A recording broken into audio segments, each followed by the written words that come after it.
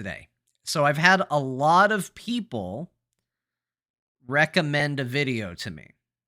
It's a 5-minute video. We're going to go ahead and watch it, talk about it. The premise is absolutely ridiculous, but I have to do it. I have to know. So I'm sure some of you have already seen it because it came out a day or two ago, something like that. And it is the Tekken 8 story so far featuring Brian Cox. I think Brian Cox is an amazing actor, and I adore him.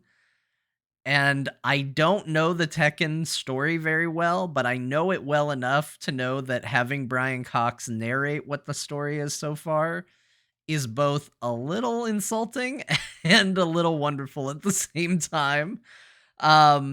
So I haven't seen it yet. I saw like a clip of it before I went, you know what, I gotta watch this. And so we're gonna watch it here today.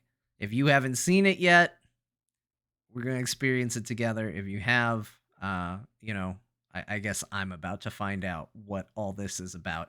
I had so many people tell me about this.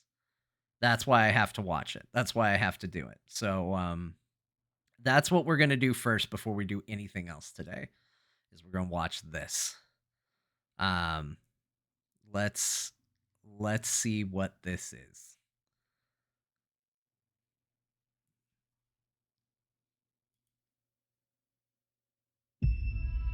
Every single fight, no matter how big or small, has a story behind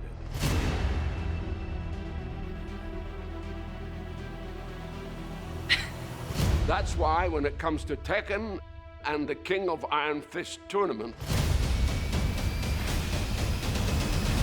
there's one hell of a story to tell. This premise is so dumb.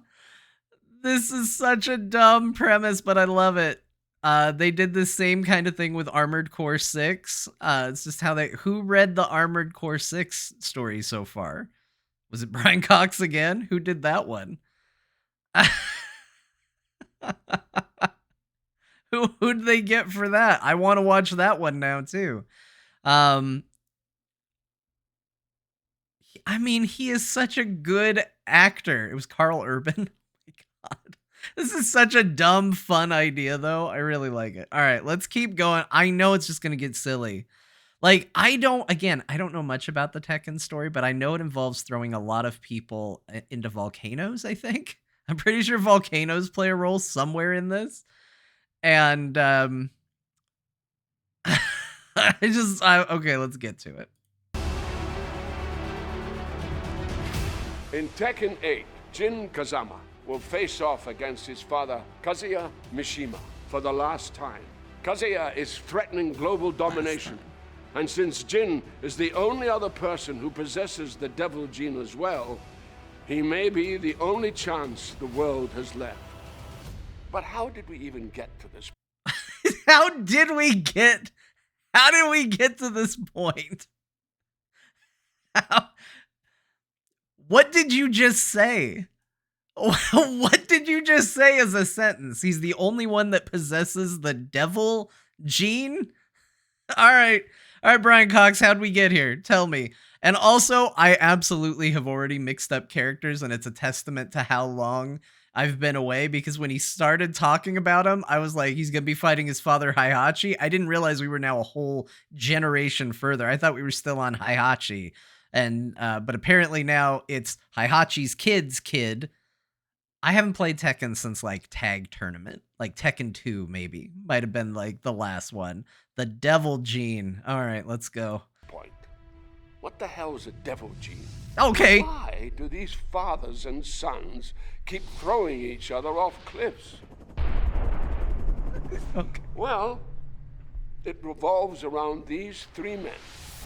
Heihachi Mishima, his son Kazuya Mishima, and his son Jin Kazama. When Kazuya was just 5 years old, his father, Heihachi, feared the boy possessed the devil gene, which is passed down through generations to the bearer's children. It allows the host to transform into a winged demon that possesses incredible strength and power. So, Heihachi did what any loving father would do. Threw Kazuya off this cliff to see if he would survive. This cliff. That's my favorite part. I was like, why did they put him in the game world? Like, he came walking out. I was like, why'd they put him in the game world? Because he was going to point and go, this cliff. I like that this is both incredibly serious and also wink, wink, nudge, nudge a bit. It makes it better to know that, like, they know. We're not pretending. We're pretending. That's what it is. And survive he did. Kazuya would spend the next 21 years training to become a deadly fighter. The hatred he harbored for his father fueling his motivations. Ultimately, Kazuya would defeat Heihachi and become the first King of Iron First tournament champion. And then, in a moment of poetic justice, would throw his father off a cliff. Because why Years not? Later, Yeah. we find Kazuya has turned even more sinister than his father was. Oh no. That brings us to the one woman who saw the potential good in Kazuya. Animal rights activist Jin Kazama. Guys, hold on. I think I have underrated Tekken my entire life. I didn't know the Tekken story was this good. What are we doing? I thought I knew there was some silliness. I didn't know it was this good though. Like, I knew there was bears and there was I didn't know that the one woman who could soften his heart and see good within him was an animal rights activist. It's so silly, man. Oh, they lean into it. It's good. Together, they would have a child. The third piece of this patricidal puzzle. Jin Kazama. Jin grew up without knowing his father.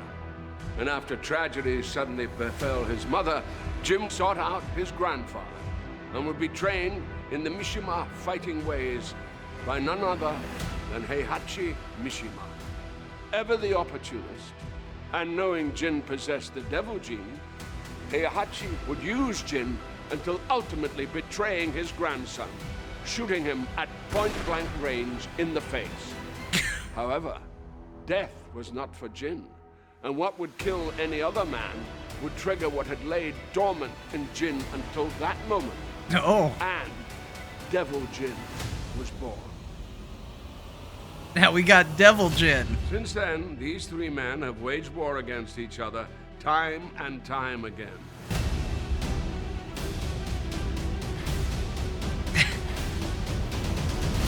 Okay, so this is what I always knew. This is the part that I knew. It always felt like it was, I didn't know there was a third. I only remembered that there was two, like a father and a son. And honestly, I was probably thinking of Jin and Heihachi. That's probably what I have heard the most. And I probably just kept thinking like, well, they just keep redoing their fighting over and over and over again. Because that seemed like what it always was. But I like the set changes for Brian Cox. Just now he's in hell, just talking to you. Okay, I have the volcano. I think this is the volcano I know about. This is until the most recent tournament, where Kazuya faced off against his father, Heihachi, for the final time by taking his life and throwing the body into a volcano. Yep. Like only a Mishima can.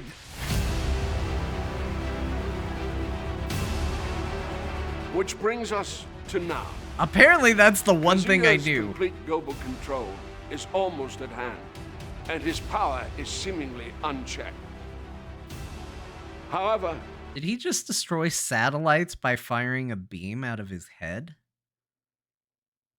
Is that what I just saw? Did he just shoot a beam out of his head into space to blow up satellites? What does that have to do with a fighting game? Okay, this is the one area that I do struggle a little bit with, and it's in all fighting games. It's not just one. Like every fighting game has an element of this. I think maybe Mortal Kombat is the best at pretending that isn't the case. And I don't know, Street Fighters maybe. I haven't played Street Fighter in a long time, so it might not be this bad anymore. But all of them feel like they're built around the ideas of these tournaments, but then in the background, people are doing like world domination stuff. And it's like, why are we standing around having little fighting game matches?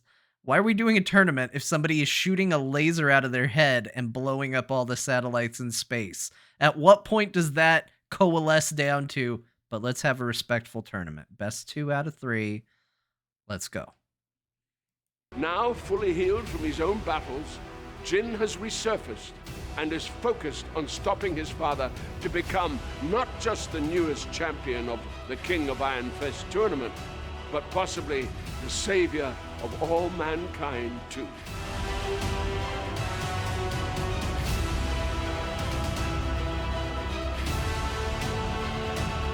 I mean, now we're caught up. In Tekken 8,